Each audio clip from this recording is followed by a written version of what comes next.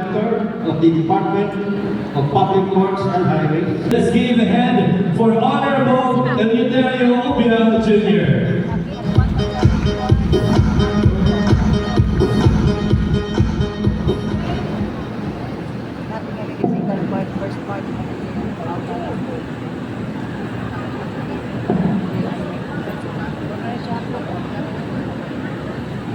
Thank you very much, John Lee.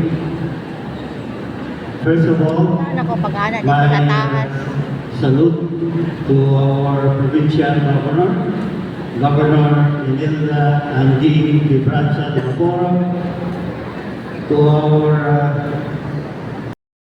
Ibacuta de Maporo,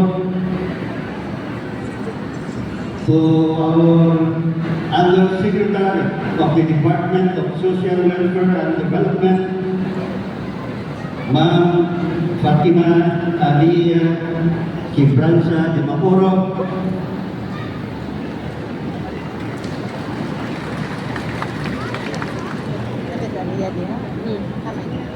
to our Provincial Vice Governor, Vice Governor Alan J.